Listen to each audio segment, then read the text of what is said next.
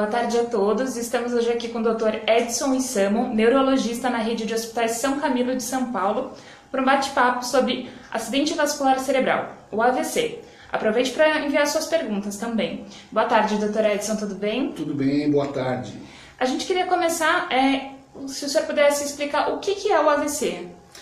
Bom, o AVC é a sigla, né, do acidente vascular cerebral, também conhecido como acidente vascular encefálico. Nós temos um acidente vascular encefálico quando existe um mau funcionamento, uma lesão cerebral decorrente da falta de circulação em alguma região do cérebro. Essa falta de circulação pode ser causada por obstrução de alguma artéria ou por uma hemorragia que cause também a falta de circulação naquela região. Entendi. Quais são as principais causas que levam uma pessoa a ter AVC? Bom, nós temos dois tipos de AVCs. Existem o AVC isquêmico e o AVC hemorrágico.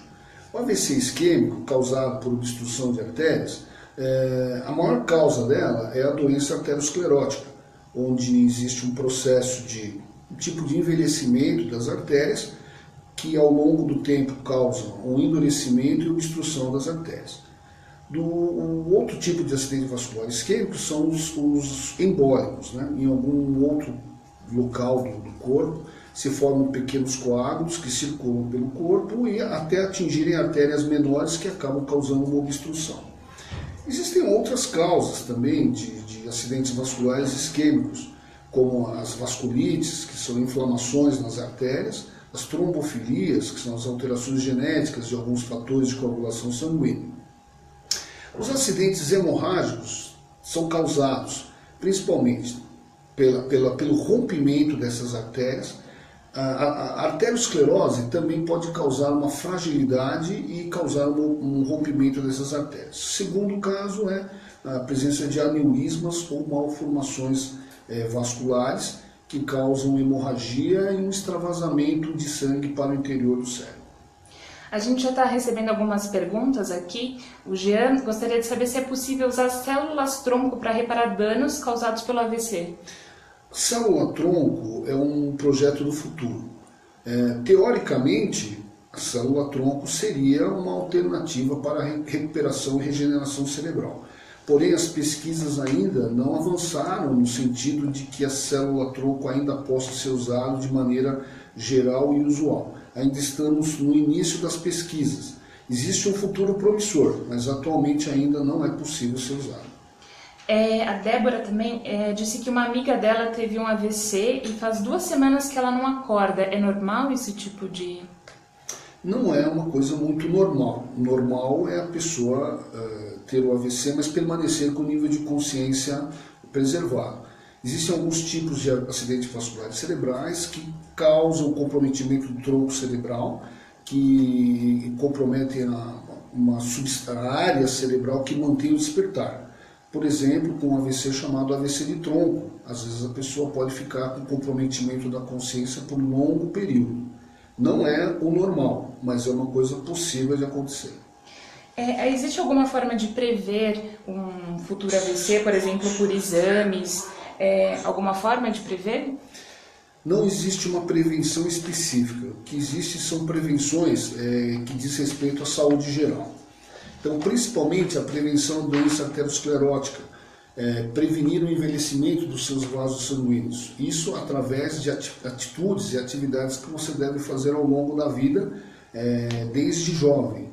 Então, cuidado com a dieta é uma possibilidade, né? Evitar excessos de qualquer natureza, excessos na dieta, excessos de sal, açúcar, excessos de carne, excessos de bebidas alcoólicas, tá? Evitar o sedentarismo, evitar a obesidade, práticas de atividades prazerosas para o seu cérebro, para as suas emoções. Tudo isso vai retardar o processo de envelhecimento das artérias. Então isso vai ajudar não só o acidente vascular cerebral, como também vai ajudar a evitar o surgimento de outras doenças também. Então, a melhor maneira é evitar excessos, práticas de atividades físicas e realização de atividades prazerosas. Tem uma outra coisa muito importante para a prevenção do AVC, Evitar o tabagismo e o alcoolismo. O tabagismo aumenta em 4 vezes a chance da pessoa ter algum evento vascular cerebral.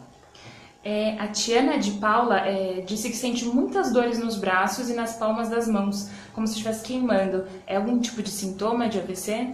Não, esse é um sintoma um pouco genérico, não é muito comum em pacientes com AVC.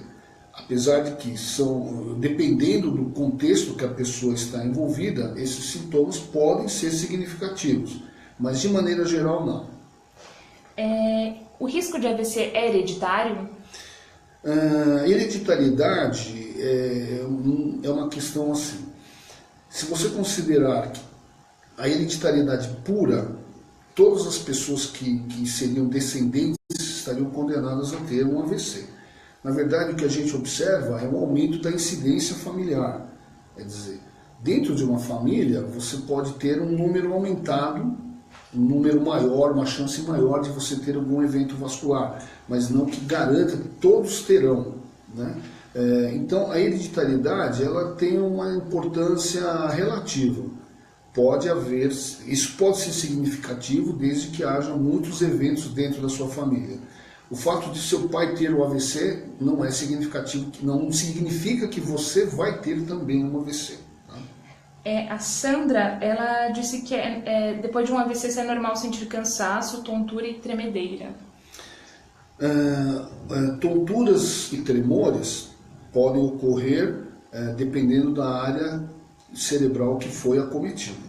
Fadiga, cansaço, geralmente não. Pode estar acontecendo outros fatores que levam a esses sintomas.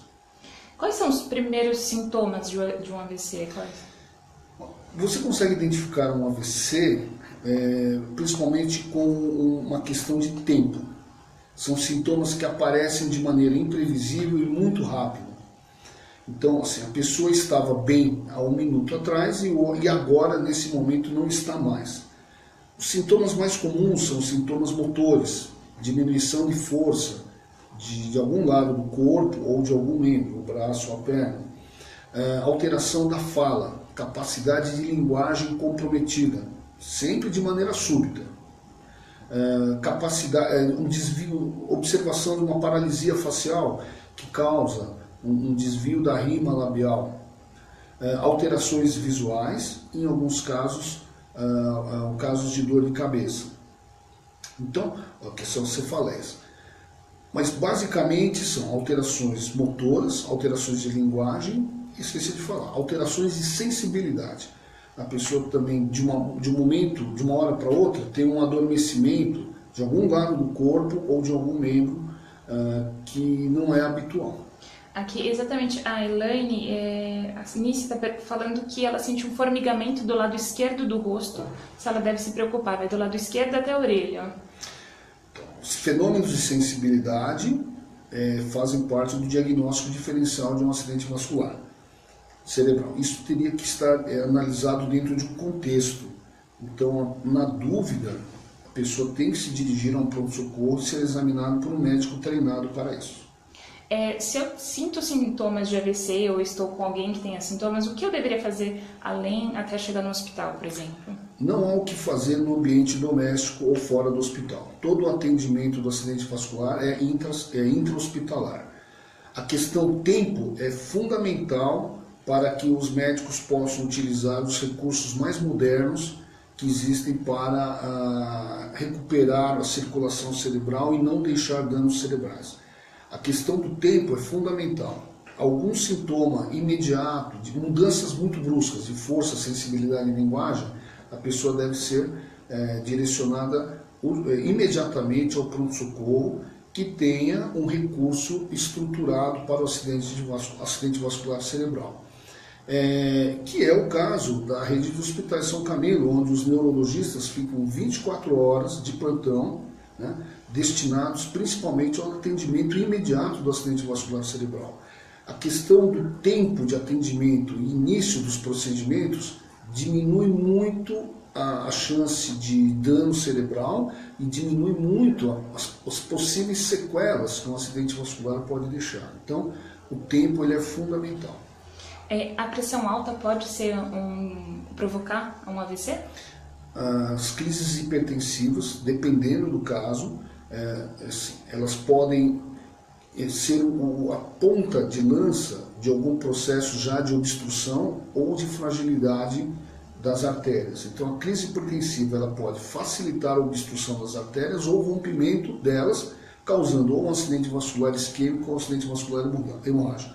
As crises hipertensivas devem ser combatidas a todo momento. Tem algumas pessoas perguntando sobre as sequelas do AVC. A Elaine gostaria de saber se ele pode causar demência, e a Marisa gostaria de saber se a pessoa pode ficar sem andar ou sem enxergar depois de um AVC. Bom, a questão da sequela, a sequela é uma lesão neurológica irreversível. Nós só conseguimos falar de sequelas depois de alguns meses de observação do paciente, quando o poder de recuperação dela se esgotou. Uma das complicações possíveis, que poderíamos até colocar como sequela, realmente é o quadro de demência. Existe um tipo de demência que é relacionado ao AVC, que é a demência vascular. As outras questões, que era de diminuição de incapacidade de andar, né? E incapacidade de enxergar. Então, o cérebro ele procura a todo momento buscar novas reconexões das áreas lesadas. A partir de um determinado momento, se não houver mais nenhuma recuperação, nós podemos chamar isso de sequela. As sequelas, dependendo da área acometida, podem ser sequelas motoras, sequelas visuais. Em resumo, isto pode acontecer e pode ser uma sequela. A Ana Cristina, ela gostaria de saber se é possível ela ter um AVC durante o sono e quais seriam as reações dela ao acordar. É possível e até, de certa maneira, comum as pessoas terem um acidente vascular durante o sono. O que ela vai ter quando acordar vai depender da área cerebral acometida. Existe algum tratamento específico para o AVC? Existe. Na fase aguda do AVC, dependendo do perfil, dependendo do tempo da história, da história dos relatos aqui do acontecimento, você pode fazer um procedimento chamado trombólise. A trombólise ela é baseada em introdução de medicações de maneira endovenosa que podem ajudar a desobstruir as artérias. Ela só funciona a partir de um determinado tempo, até 3 horas e meia de história. A trombólise venosa. A outra alternativa é você fazer uma trombose intraarterial. Então, através de procedimentos endovasculares, que seriam cateterização, que é um procedimento extremamente sofisticado e específico de alguns médicos, através de cateterização, você atinge a artéria que está obstruída, você retira o trombo e faz a colocação de algum dispositivo como stent quando isso é possível. Essa é a trombólise intraarterial. Não são todos os hospitais que estão organizados para realizar tanto a trombólise endovenosa e principalmente a trombose intraarterial, porque a trombólise intraarterial precisa ter à disposição pessoal treinado para a ressonância magnética e principalmente à disposição 24 horas do serviço de radiologia intervencionista. Felizmente é o caso aqui do Hospital São Camilo, que tem todas as unidades, tanto a parte endovenosa quanto a parte intraarterial à disposição do paciente. A gente continua com várias perguntas, a gente queria agradecer também a Marli, a Renata. Tem 2 perguntas sobre queimação na veia do lado esquerdo do pescoço e também formigamento na área frontal da cabeça. Sim. Queimação na veia é um sintoma ainda muito inespecífico, né? Ela também tem que estar dentro de algum contexto para saber se isso vai ter algum significado clínico.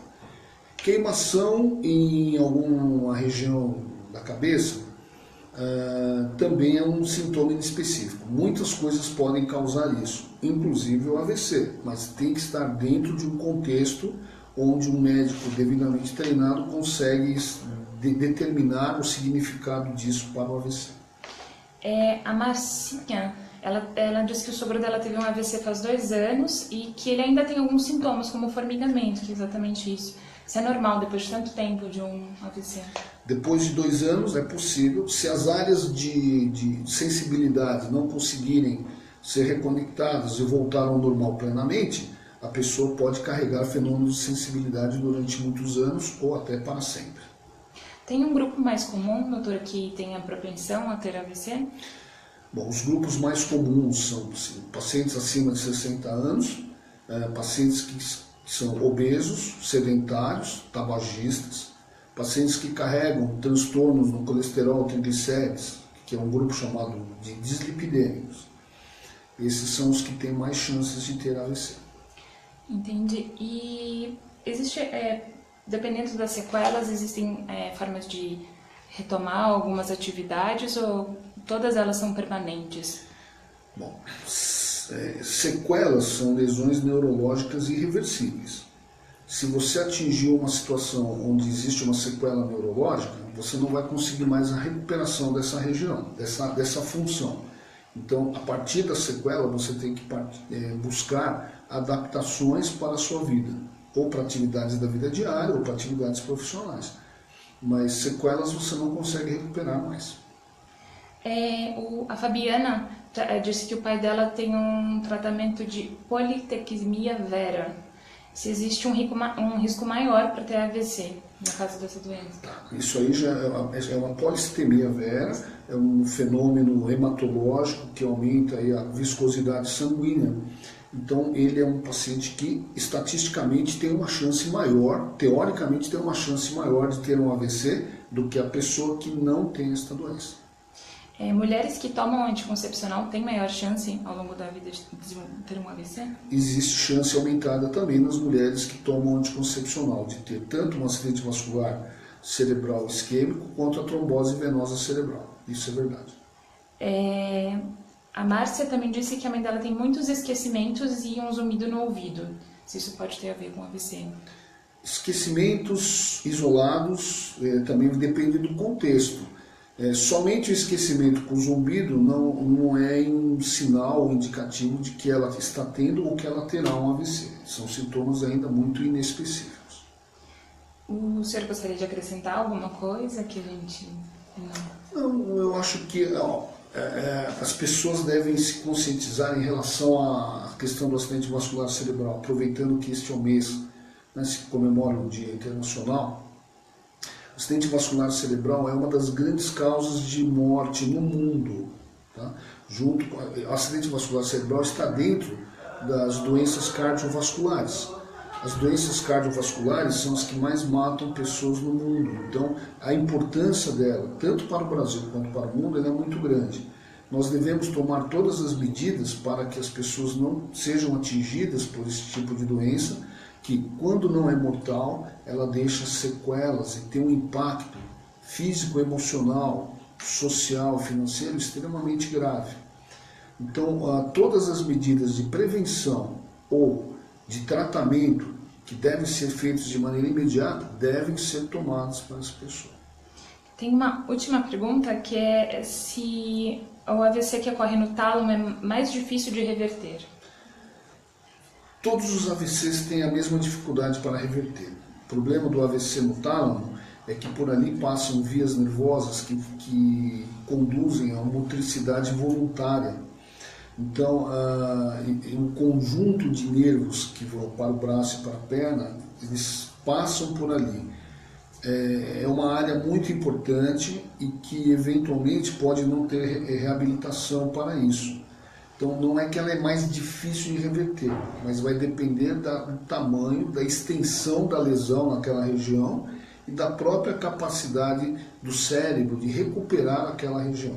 Isso não é recuperado com remédios, com medicações, isso é recuperado pela própria capacidade do cérebro. Eu tinha dito que aquela era uma última, mas o Jefferson quis saber uma coisa, se dá para diferenciar o acidente isquêmico transitório do AVC. Quais são as diferenças de sintomas? O acidente transitório é um acidente que melhora espontaneamente em até 48 horas e geralmente ele não deixa rastros nos exames de imagem. Então, ultrapassando esse período, ou se tiver alguma constatação nos exames de imagem que houve um AVC, aí já é um acidente vascular mais típico.